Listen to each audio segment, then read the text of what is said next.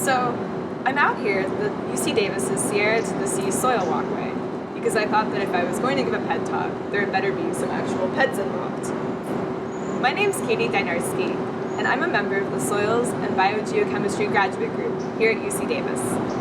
In our group, it goes without saying that we heart soil.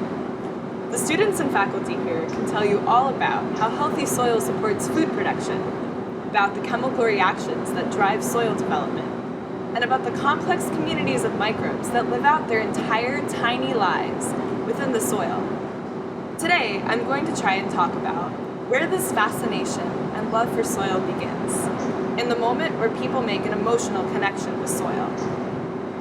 So, last winter, I was planting shrubs in a stream bed in North Davis with a group of students from Davis High School. They were there for a class, and most of them probably, definitely, did not want to be there.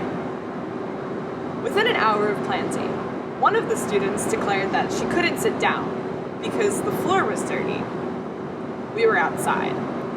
And so, of course, all of the mentors and I kind of start cracking up at this, but she meant it, and I kind of see where she's coming from. We're subtly taught our entire lives to equate soil with something bad.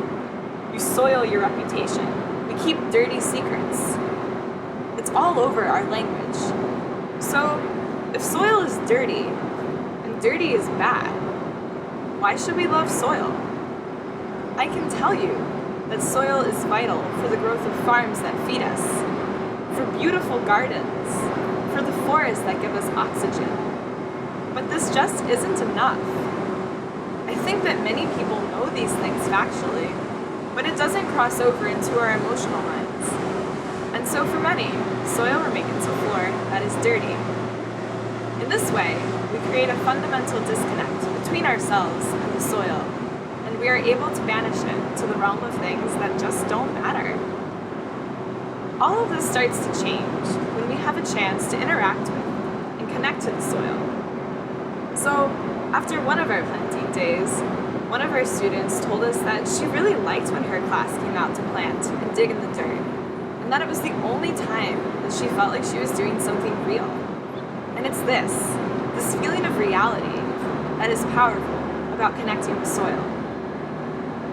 Nowhere is the power of connecting with reality as apparent to me as it is at Solano State Prison, a very different environment from our Davis stream bed, and one where there are very few chances to interact with soil, or much nature at all. I'm involved with the Insight Garden program, which teaches gardening at San Quentin and Solano State Prisons in California. We talk about all aspects of gardening, but when you're talking about gardens, it's basically impossible to get away from soil.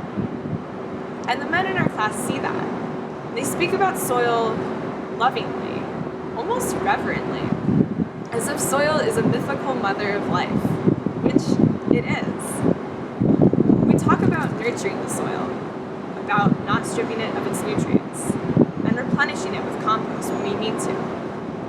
The most excitement has been about the knowledge that soil itself is alive, teeming with bacteria and fungi that break down dead plants, move nutrients around, and feed back to the deeply wound web of life that we are all a part of.